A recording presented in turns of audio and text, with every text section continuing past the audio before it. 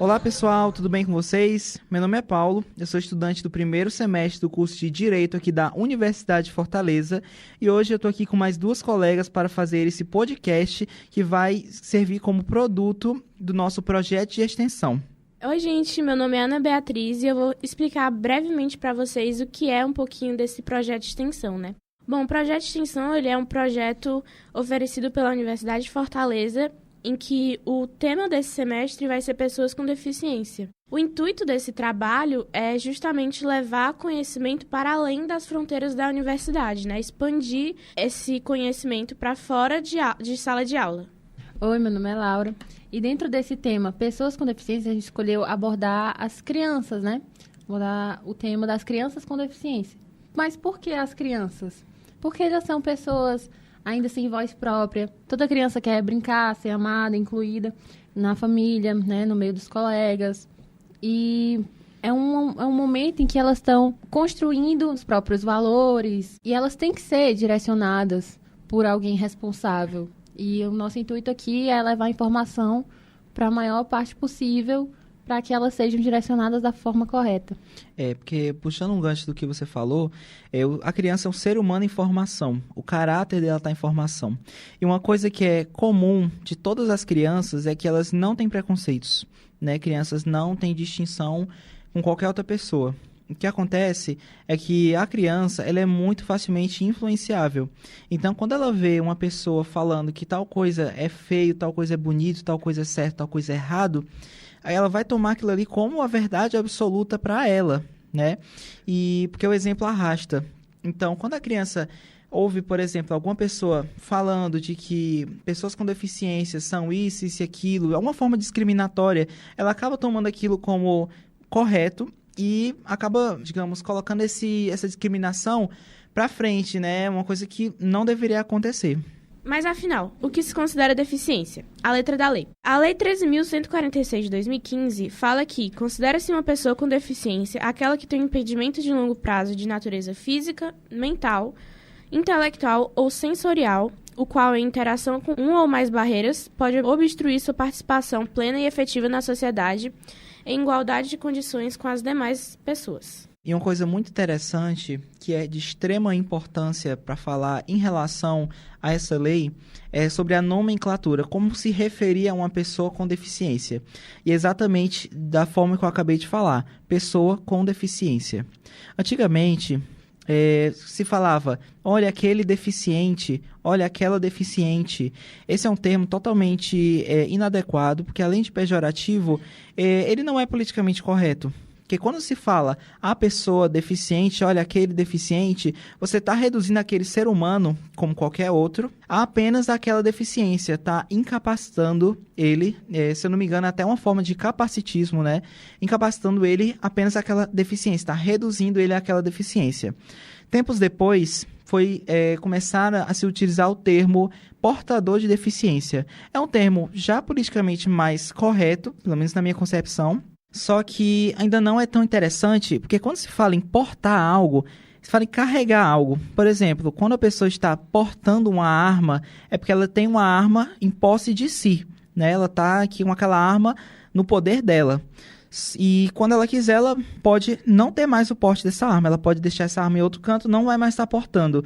Só que com a deficiência isso não existe. Não tem como você ter uma deficiência e depois não ter mais. Não é assim. Então, o termo portador de deficiência, ele foi cortado e foi graças à Lei 13.146 de 2015 que veio o termo pessoa com deficiência, que é o termo até hoje utilizado, o termo mais correto, que é de fato uma pessoa como qualquer outra, um ser humano, só que ele possui alguma limitação que acaba sendo chamado de deficiência. Por isso, se refere ele à pessoa com deficiência. Tem um artigo até que fala sobre a pessoa ter um impedimento, não é a mesma coisa dela ser deficiente, né? Que diz que a pessoa, quando tem um impedimento, é dela, mas você ser deficiente é junto com a parte da sociedade, né? que a sociedade não está preparada ainda para receber essas pessoas e incluí-las como todos, né? Como uma pessoa.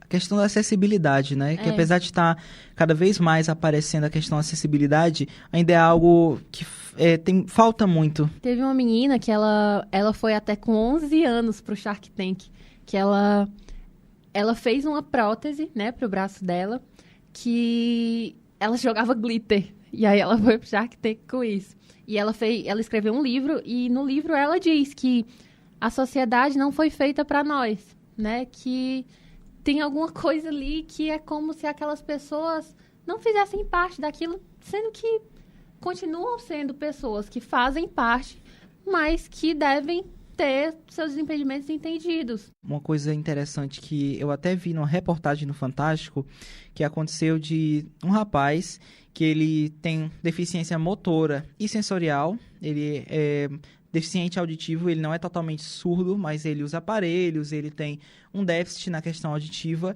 e ele passou num concurso público muito concorrido, um concurso bem difícil mesmo de passar. E aí a repórter foi entrevistá-lo, e ela falou assim: como é para você, uma pessoa com deficiência, ter passado num concurso público tão difícil? Ele: para mim é normal, porque eu sou um ser humano como qualquer outro. A única questão é que todos os seres humanos possuem alguma deficiência, só que a minha deficiência é percebível aos olhos. Outra pauta importantíssima para ser abordada e extremamente atual também é a falta de acessibilidade em pleno século XXI. Uma curiosidade é que um dos maiores desafios passados pelas pessoas com deficiência física nas calçadas e nas ruas, além dos buracos e das irregularidades, ocorre pela estreita largura delas. Enquanto o ideal das calçadas é ter 1,5 metro de largura, existem vários locais com calçadas de 40 centímetros ou menos, e que além de ter postes públicos instalados bem no meio delas, o que impossibilita a maioria das pessoas cadeirantes ou com andadores e com outras deficiências físicas de terem acesso àquela calçada, né? Acaba criando obstáculo nessa mobilidade urbana. E o nosso papel é cobrar esse tipo de coisa, né? Para que realmente o que deve ser, saber se realmente o que deve ser feito está sendo, né? Nosso papel é cobrar. E a gente vai fazer uma visita, né? Para expandir esse conhecimento, né? Saber como que tá ali. A UNAMI, que é o Núcleo de Assistência Médica Integrada aqui da Unifor. E a gente pôde ver como que era o tratamento, né, dessas crianças. Elas estavam... Foi um dia atípico, né, que a gente foi, que era Dia das Crianças, então eles foram para a piscina. E a gente falou com algumas mães, né, para saber a visão delas na posição de mãe em relação à sociedade, como a sociedade vê aquilo, né, e das coisas que elas passam. Nessas entrevistas, eu falei com uma mãe específica que deu um depoimento bem tocante, bem marcante, que ela tem um filho, que ele usa cadeira de rodas, e que ela falou que além de, como a Bia falou, tem a questão das calçadas, que são muito estreitas, irregulares, ou tem até postes, jardineiras, ou então rampas, né, não rampas de acessibilidade, sim rampas de garagem, né, que atrapalham muito aquela pessoa com deficiência a transitar, o que limita o direito de ir e vir dessa pessoa, né. É a questão do transporte público, que disse que foi uma coisa que realmente me marcou bastante quando ela falou. Os ônibus, eles todos têm que ter uma rampa de acessibilidade. Isso é uma coisa obrigatória desde o momento em que foi sancionada a Lei 13.146, de 2015. Porém, infelizmente, né, como a gente sabe, né, não existe uma manutenção tão correta assim dessas rampas. Então, não é difícil ela chegar em um ônibus e perceber uma rampa quebrada, uma rampa com algum tipo de defeito. E, além disso, tem a questão também da sociedade, que não vamos generalizar, né? Mas muitas pessoas da sociedade não ajudam nem compreendem a questão da pessoa com deficiência. Elas têm um olhar para o próprio umbigo, digamos assim, né? E aí ela ouve, além dos olhares discriminatórios, ela ouve muitas frases como, tipo assim, motorista não tem o dia todo. Como se ela tivesse o dia todo, Exatamente. Né? Que ela quisesse ficar ali horas esperando o ônibus. Como se ela quisesse horas ficar esperando o ônibus, ou então, de propósito, demorar para entrar. Sendo que ali é uma questão que é uma necessidade, né, gente? É do direito de ir e vir, no caso do filho dela. E ela falou que é muito triste isso, porque as pessoas não compreendem, ficam falando, tipo, vamos lá, motorista não tem o dia todo. E os motoristas, ela disse que a maioria deles sempre foram muito solícitos, né? Atenderam sempre super bem, ajudaram ali super bem. Só que, infelizmente, tinha alguns motoristas que também não ajudavam, né? Tipo assim, eles ajudavam a subir a cadeira, só que faziam com o maior mau humor do mundo, né? Como se ele estivesse prestando um favor a ela, sendo que ali, na verdade, é uma obrigação dele, tanto como motorista, como ser humano. Como cidadão, né? Como cidadão. E vale ressaltar também, que eu esqueci de comentar mais cedo, mas caso você observe algum tipo de irregularidade na calçada, tanto em questão a largura ou alguma coisa, algum objeto que esteja impedindo essa passagem de uma pessoa que precisa usar um andador, uma cadeira de rodas, é importante que você ligue para o número 156, que é o número próprio para isso. E, assim, é um dever de todo mundo, como cidadão, ajudar a infraestrutura social a ser melhorada, sabe? Porque não é todo mundo que sabe que é dever dela, como uma pessoa, como um ser humano na sociedade, ajudar a ter o mesmo direito de ir e vir, porém em condições diferentes. Porque assim, né? A gente, como pessoas sem deficiência, nós não percebemos, a gente percebe às vezes sim uma calçada que é meio irregular, que às vezes tem mato, ou então tem um poste, mas a gente vai ali no cantinho da rua e volta pra calçada, né? Eu tava indo ao supermercado esses dias, eu fui a pé, né, que é do lado, e aí tem uma rua que ela tá toda avacalhada, assim, e foi difícil pra eu passar, e aí eu fiquei pensando, cara, e isso é porque eu não tenho nenhum tipo de deficiência física. Se eu tivesse, eu não ia conseguir passar, não. Uma cadeira de rodas ali, não ia conseguir passar. Toda esburacada. Ia precisar de ajuda, assim, né, assim, da boa vontade, entre aspas, de outras pessoas pra levantar a cadeira e tudo mais. Então, é uma coisa que não é pensada muito por nós, pessoas que não possuem deficiência, mas que é algo que, infelizmente, é cotidiano, né, na realidade dessas pessoas. Pra gente, às vezes, é invisível, né? Sim, é um problema invisível. Passa despercebido, mas para algumas pessoas não é. Se torna realidade mesmo. Exatamente. E um outro ponto que é muito importante se falar é cerca do emocional da criança. Que assim, gente, como a gente citou inicialmente, o que existe em comum entre as crianças é que todas elas querem ser amadas, querem estar incluídas em um grupo social, de amiguinhos, querem brincar. Só que imagina pro emocional de uma criança perceber que você, digamos, foi excluído de certo grupo só por você ser diferente, porque uma pessoa com deficiência é diferente de uma pessoa sem deficiência no aspecto físico, né, no caso. E eu não consigo imaginar, porque eu não tenho lugar de fala, né? Como seria, na época que eu era criança, não estar ali dentro daquela roda de brincadeiras, por ter uma deficiência, algo que não foi escolha minha, né? E muitas vezes acaba impedindo o desenvolvimento das capacidades da criança, né? Que muitas vezes, por medo da sociedade em si, os pais não introduzem tanto aquela criança, aquele meio. E pelas dificuldades também, né? Porque a gente sabe que em alguns momentos não dá, porque não tem essa acessibilidade toda, né? E aí é complicado até para os professores, é um desafio para eles, mas eles têm que estar ali, né, ajudando. E aí teve uma universidade que fez uma gincana, né, só com crianças com deficiência, aí teve vôlei, várias brincadeiras. E nisso eles perceberam que depois dessas brincadeiras todas, as crianças desenvolveram muito as habilidades sociais, a de resolver, né, ali um problema, uma coisa ali, a questão de conflitos, né? A competição delas ali, de querer, eu posso, eu vou ganhar aqui, tudo, de um jeito saudável, né, óbvio. E aí percebeu-se que por elas muitas vezes não terem essas oportunidades, né, elas não desenvolvem essas habilidades e é necessário para a criança, né, tanto intelectual quanto social.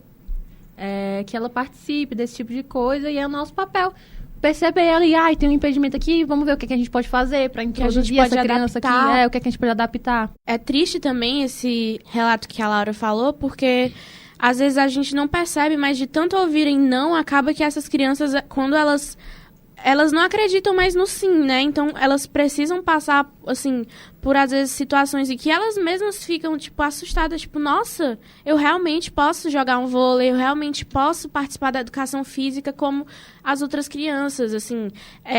Acaba como, assim, por falta de preparação, muitas escolas ou muitos cursinhos... Muitos pais também acabam negligenciando esse lado da vida das crianças, e acaba que elas nem sabiam que tinham aquelas habilidades até elas participarem de alguma atividade coletiva, assim. E é muito interessante mesmo que seja algo repensado e remodelado até para elas, assim, porque é algo de extrema importância. E essa questão da família, né, no caso dos pais, que acabam tentando, digamos assim, afastam o filho de alguma forma do desenvolvimento deles. Não por mal, né? Não às vezes por mal, medo mesmo da sociedade. Exatamente. Às vezes acham que estão protegendo o filho, né? Exatamente isso. É questão, eu acho compreensível, porque é questão do medo. Porque assim, eu não sou pai, mas eu imagino que nenhum pai, nenhuma mãe queira ver seu filho sofrer, né, na sociedade. Então, ele acaba tentando proteger o filho e atrapalha um pouco no desenvolvimento. Mas, como eu falei, é extremamente compreensível, né? Porque ninguém quer ver uma pessoa sofrer, muito menos um filho, né? Ainda mais sabendo que ele tem uma deficiência e que, infelizmente, na sociedade que vivemos, pessoas com deficiência são, algumas vezes, né? Infelizmente, ainda é muito comum, frequente, tratadas como pessoas, às vezes, inválidas, ou pessoas que... Inferiores, exatamente. Bom, pessoal, então foi isso. Nosso podcast teve o nosso produto, né, do nosso projeto de extensão. O tema que a gente debateu hoje foi os desafios das crianças com deficiências físicas na mobilidade urbana. E agora o Paulo vai falar para vocês um pouco das nossas redes sociais. Nós temos um Instagram, que é o mobilidade_.ativa, que nós estamos sempre lá postando um story, um feed, falando alguma coisa em relação a esse assunto da questão, no caso, das crianças, né? E é muito interessante que vocês nos sigam por lá para saber um pouco mais acerca desse assunto e nos acompanhar em toda essa trajetória do nosso projeto de extensão aqui do curso de Direito 2022.2. É muito importante a gente sempre compartilhar a informação, né, para chegar no máximo de pessoas possível. E que a gente vai evoluindo sempre, né? E percebendo as lutas de cada um e exercendo o nosso papel de cidadão. Então é isso, pessoal. Olhem lá o nosso Instagram. Sigam, compartilhem, curtam, comentem. Tá sempre cheio de informações novas para atualizar todos nós, né? E... bom, é isso. Agradecemos muito pela audiência de vocês, por estarem ouvindo a gente aqui até o final. Espero que tenha sido muito interessante, né? Algo esclarecedor, que acrescente no conhecimento de todos nós. Enriquecedor. Enriquecedor, exatamente. E espero que tenham gostado. Fiquem todos bem. Muito obrigado.